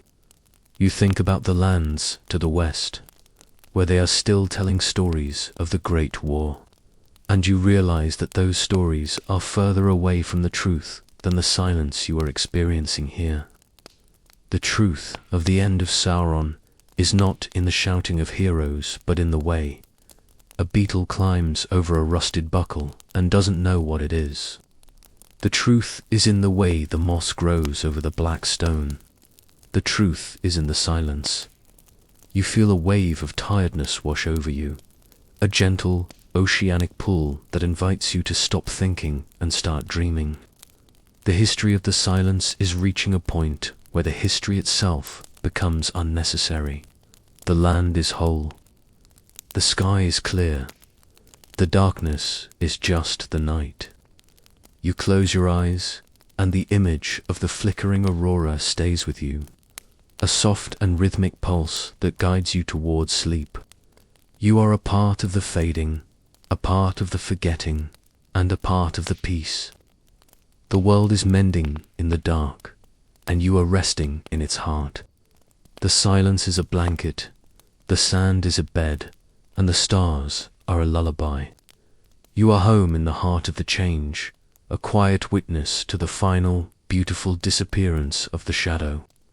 As you drift into sleep, you hear the distant, musical chime of stone on stone, a sound of the earth settling, a sound of the world finding its balance.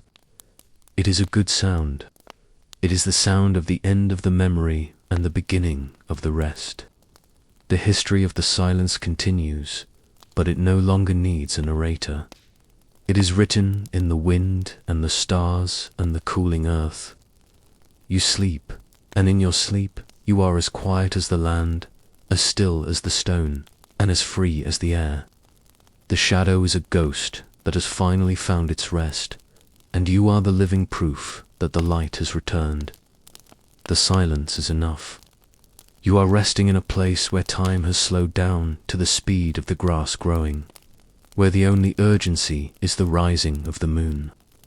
The memory of Sauron has become a thin and transparent veil that the wind has finally blown away, revealing the vibrant, silent world that was always there, waiting beneath the gloom. You feel the immense weight of the mountains protecting your sleep, no longer as walls of a prison, but as the sturdy rafters of a house. The air you breathe is recycled from the high, clean places of the world, and it tastes of snow and starlight. You are sinking into a deep, velvety rest where the past cannot follow you. In this space, there is no master, no slave, no war, and no ring. There is only the heartbeat of the earth, slow and steady and eternal. You let your consciousness expand until it touches the borders of the Sea of Nirn and the edges of the Ash Mountains, feeling the entire land of Mordor breathing with you in a synchronized, peaceful rhythm. The silence is a vast, calm ocean, and you are drifting on its surface, looking up at the infinite stars. The transition from the old world to the new is complete in your spirit. You are no longer a traveler in a wasteland. You are a resident of the wild. The ruins around you are becoming beautiful, their jagged lines softened by the moonlight until they look like the art of a forgotten civilization rather than the tools of a tyrant. You find a profound comfort in the fact that the earth does not hold grudges. It simply waits and reclaims. The silence is the earth's forgiveness.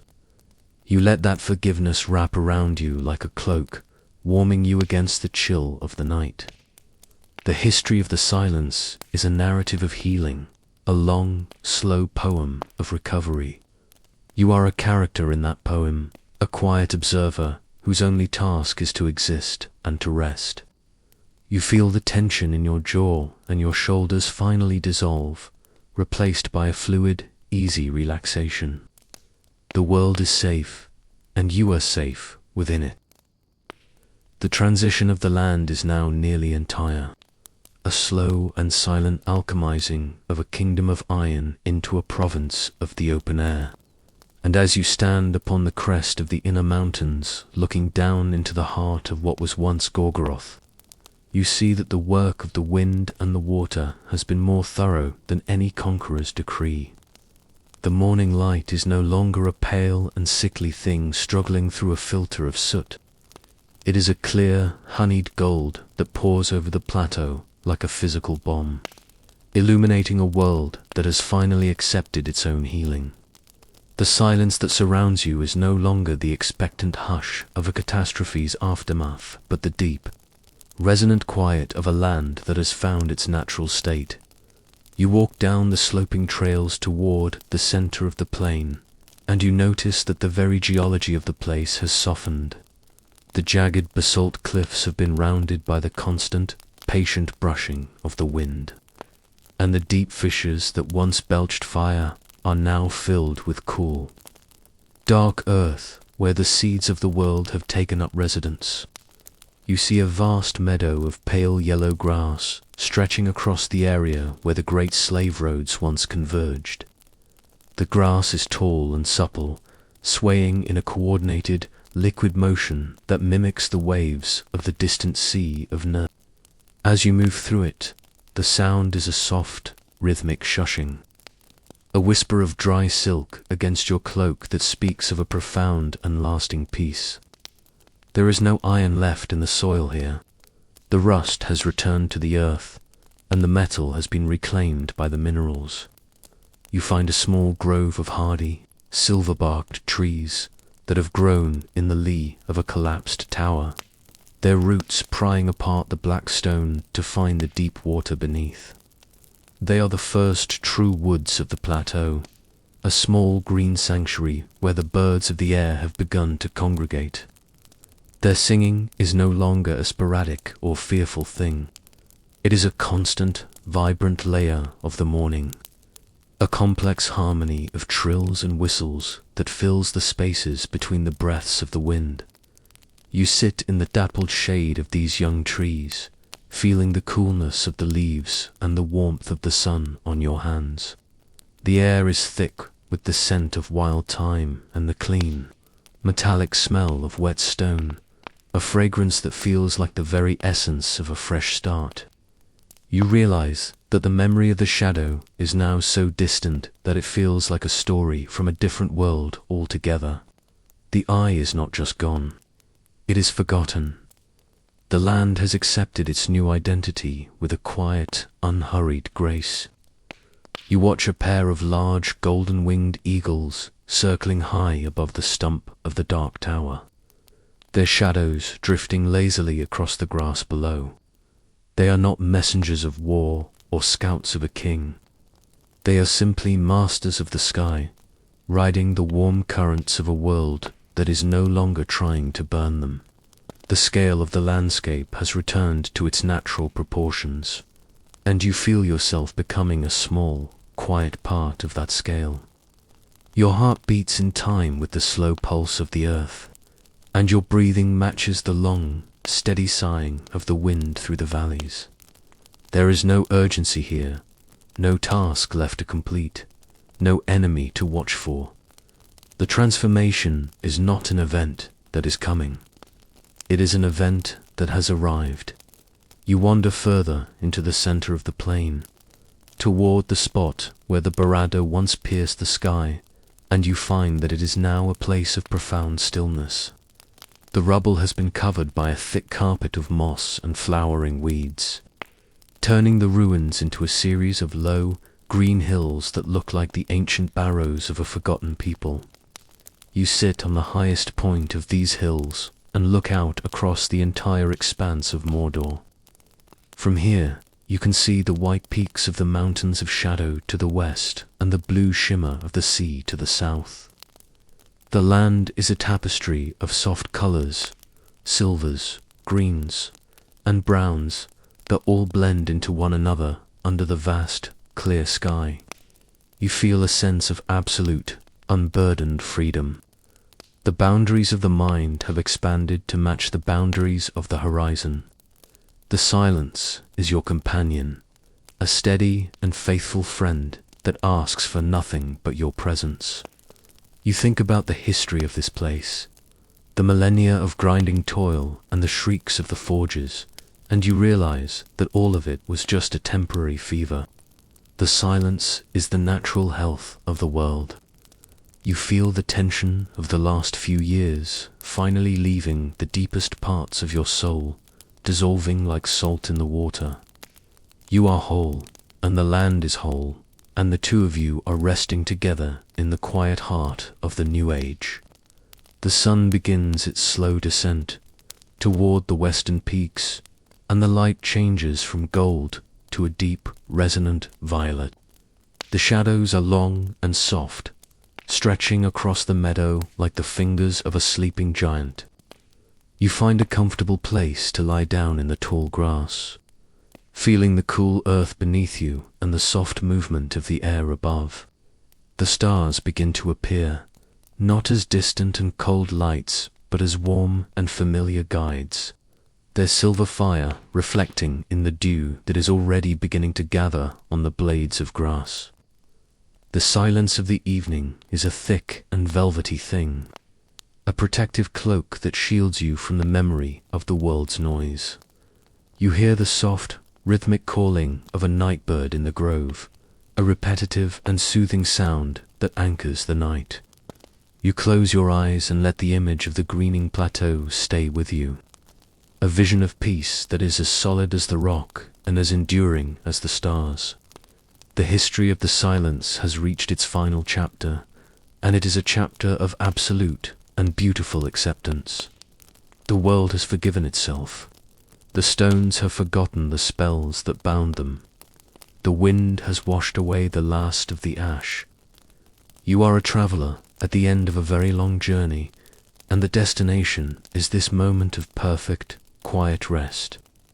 You feel the heavy, restorative pull of sleep beginning to take hold, a gentle tide that carries you away from the shore of wakefulness and into the deep, dark sea of dreams. The world is safe. The land is still. The shadow is a ghost that has found its grave, and the light is a promise that has been kept. You are resting in the heart of the world's most beautiful transformation, a quiet witness to the victory of the small and the patient over the loud and the terrible. You breathe in the cool, night-scented air, and you breathe out the last of your journey's fatigue, until there is nothing left but the silence and the stars. The darkness is kind, a soft and holy sanctuary where the earth continues its long, slow work of renewal. You are a part of that work, a quiet participant in the miracle of the mundane. You sleep, and in your sleep, the land of Mordor is finally, truly, and eternally at peace.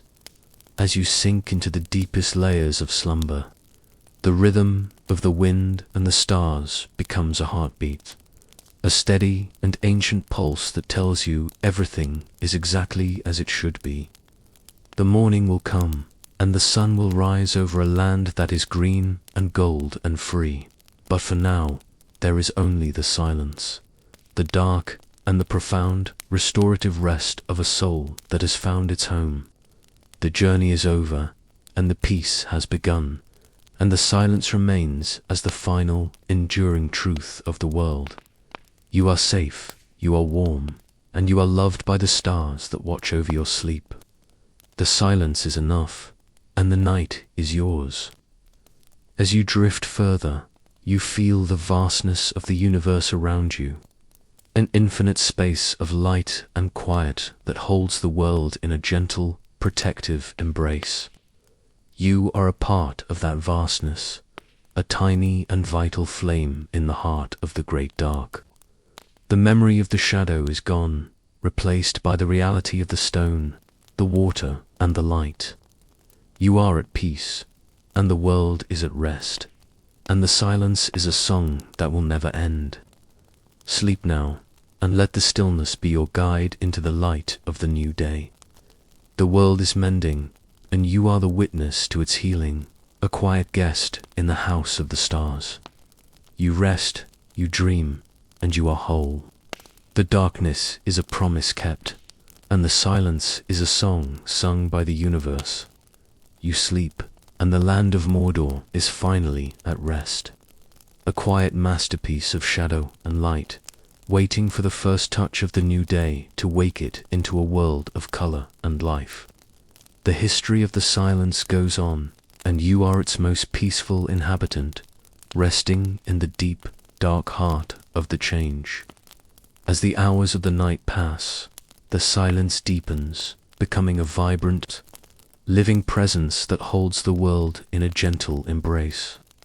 You move through your dreams as you move through the meadows, silent, observant, and at peace.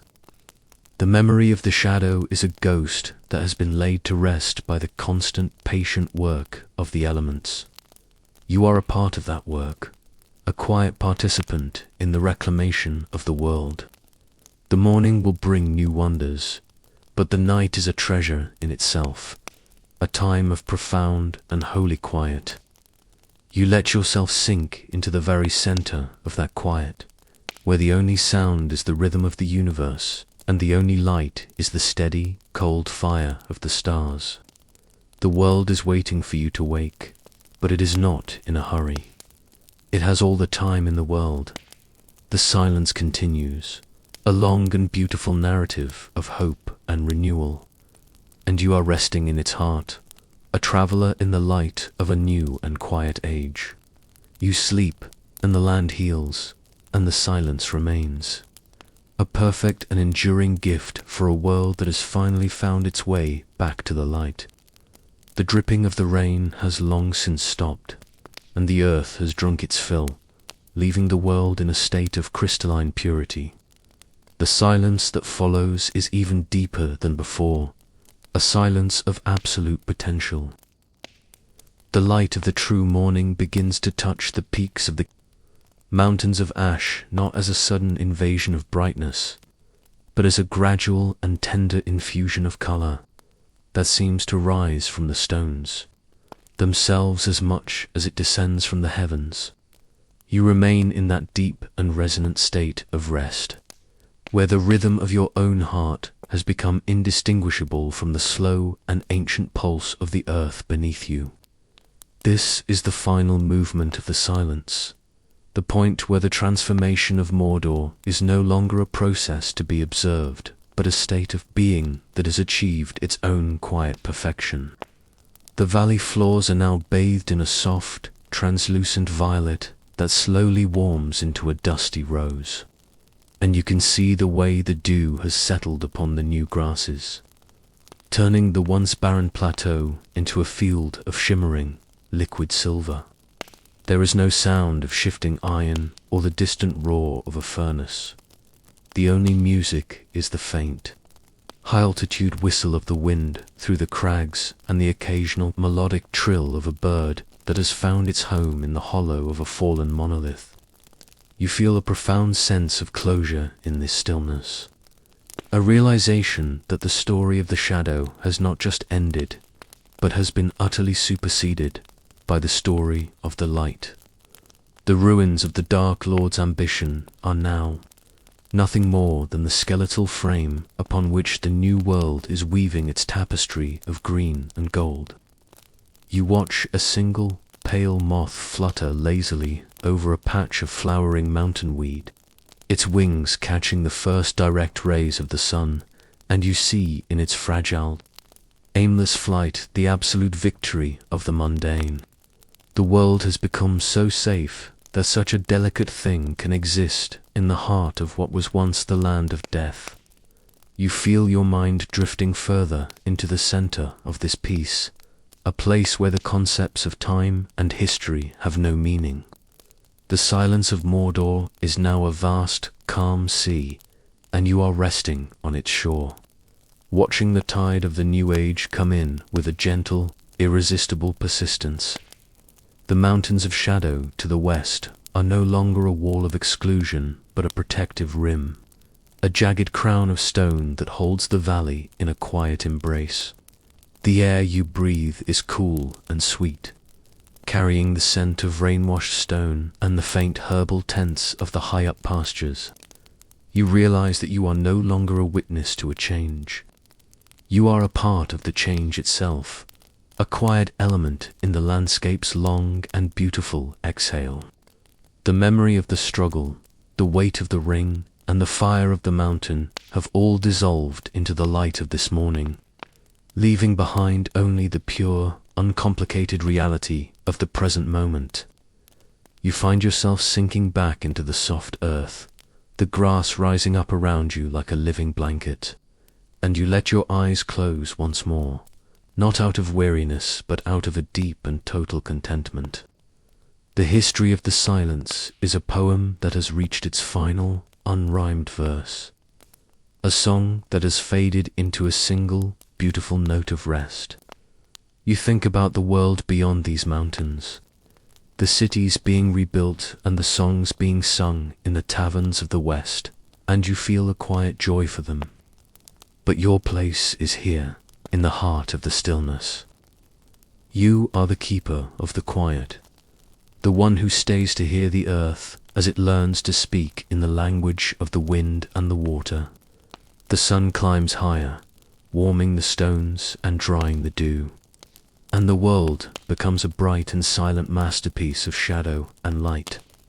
You feel the immense weight of the earth supporting you, a solid and eternal foundation that will never again be shaken by the will of a tyrant. The silence is your sanctuary, and the light is your home. As the day matures into a golden, unhurried afternoon, you remain in your state of meditative rest, a quiet heart in a quiet land. The journey is over. The path has led you to the very center of the peace. You see the way the shadows of the clouds move across the plain, a slow and rhythmic dance that marks the passage of a time that no longer belongs to kings or empires, but to the sun and the moon. You are at peace with the rocks, the trees, and the sky. The silence is not an end. It is a beginning that requires no words.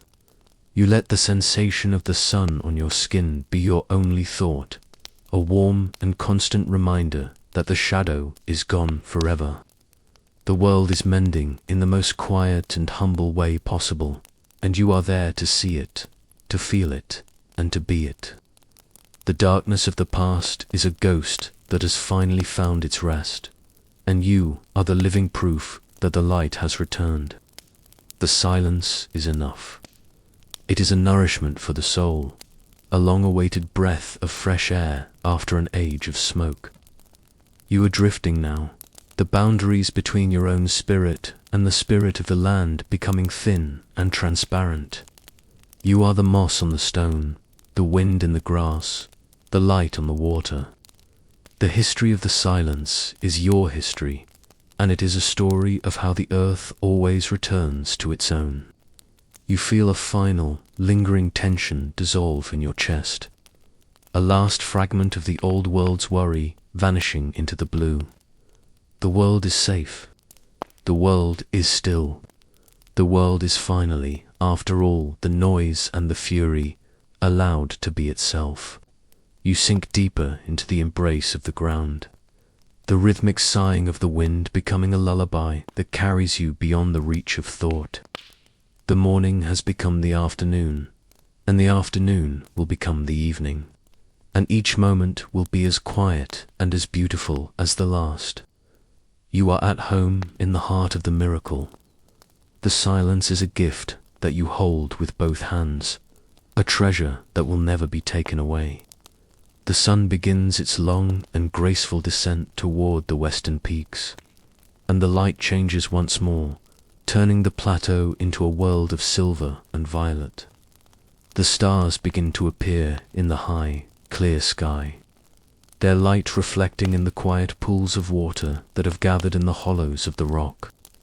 You watch them with a sense of quiet recognition, seeing in their distant fire the same peace that you feel within yourself. The night is coming, but it is a night of wonder and rest, a time for the land to dream of the green and the gold. You are a part of that dream, a quiet participant in the eternal cycle of the universe. You let your consciousness expand until it touches the edges of the world, feeling the vast and beautiful quiet that covers everything. The history of the silence is complete. The shadow is gone. The light is here. You are at rest. You breathe in the cool, star-scented air, and you breathe out the last of your journey's breath until there is nothing left but the silence and the stars. The darkness is kind, a soft and holy sanctuary where the earth continues its long, slow work of renewal. You are a part of that work, a quiet participant in the miracle of the mundane.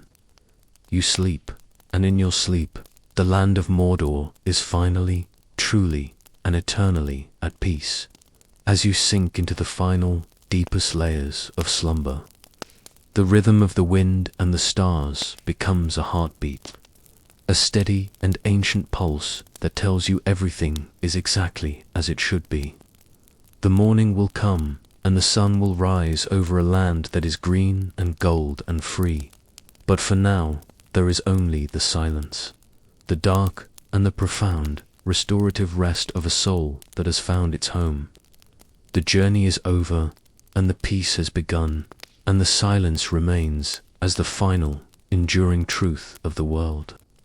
You are safe, you are warm, and you are loved by the stars that watch over your sleep. The silence is enough, and the night is yours. The subtle movement of the shadows across the stone is the only clock you need, marking a time of grace and recovery. You are the silent witness to the world's quietest morning, and until then, you are the guest of the stars. The rhythmic sighing of the wind through the basalt pillars acts as a final lullaby, a repetitive and soothing vibration that lulls your mind into a state of total surrender. You are no longer tethered to the history of the war. You are tethered only to the present moment, to the cool air and the soft sand and the dark sky. The silence is a symphony of the unspoken, a vast and complex harmony of the natural world returning to itself. You sink into the final, deepest layer of slumber, where the dreams are as clear as the mountain springs and as vast as the plateau. The world is mending, and you are mending with it. The silence is the cure. You are at rest, and the land is at rest, and the stars continue their long, patient watch over the healing world. The darkness is your sanctuary, the quiet is your home, and the future is a soft, shimmering horizon that waits for you with open arms. You sleep, and the world turns, and the silence is whole. As the night moves toward its midpoint, the silence becomes even more profound, a sacred and inviolable space where the spirit of the land is being reborn. You are a part of this rebirth, a quiet participant in the miracle of the mundane. You rest in the certainty that the dawn will be kind, and that the shadows will never again hold sway over this land. The memory of Sauron is now a distant, cooling ember, while the reality of the silence is a bright and living fire. You are warm, you are safe, and you are free. The night goes on, a long and beautiful narrative of peace, and you are its most peaceful inhabitant. Sleep now, and let the silence be your guide, for the world is whole and the shadow is gone forever. The silence is enough. As you fall into the deepest rest, the subtle shiftings of the earth become a heartbeat, a steady, ancient pulse that promises that everything is exactly as it should be. The world is a quiet masterpiece of shadow and light, and you are resting in its heart.